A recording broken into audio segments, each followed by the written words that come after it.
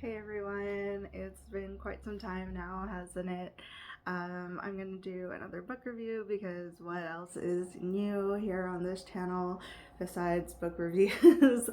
I have just gotten into Terry Pratchett's Discworld series this year, reading Interesting Times and now Hogfather, which is what I'm going to review, is Hogfather by Terry Pratchett.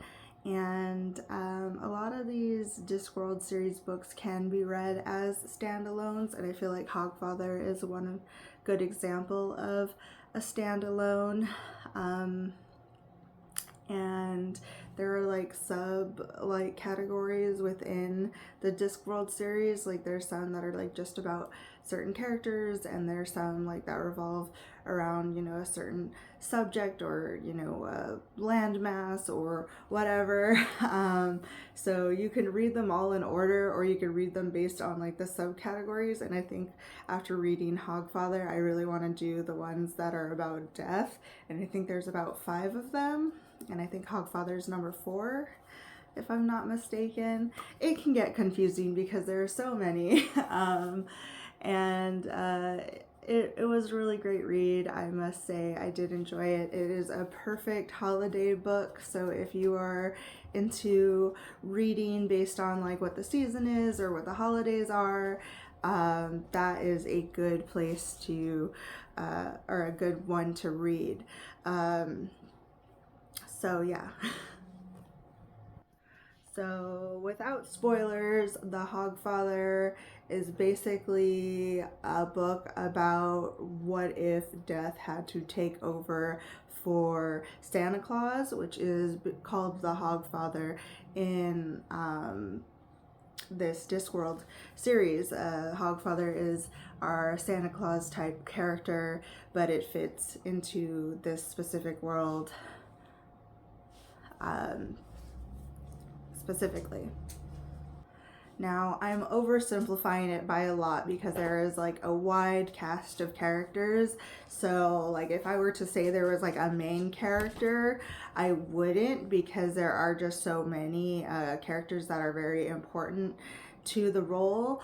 There are just so many characters, and they all contribute some type of charm, if not some type of major plot movement. And I really enjoy all his characters in this particular book. The main villain of the book is also done very, very well. They all kind of like represent certain aspects of what I believe Terry Pratchett is pondering in this book, which is belief and like what imagination humans have and what they choose to believe in, and what they can create by the power of belief, and what belief is. I think Terry Pratchett ponders this a lot in this book, and I think it's really interesting what he comes across, especially from Death's perspective. And I love Death because obviously as a being who's, I don't know too much about this version of Death because I've only read Hogfather, but a being who's like kind of outside of mortality, like they don't die. So them observing people who do die and coming to conclusions about us was very interesting, and I really enjoyed that a lot. So that's what I have to say about this book. I am not gonna do an over critique or analysis of it because I feel like, quite simply, it is a lovely holiday book where Terry Pratchett is pondering what belief is.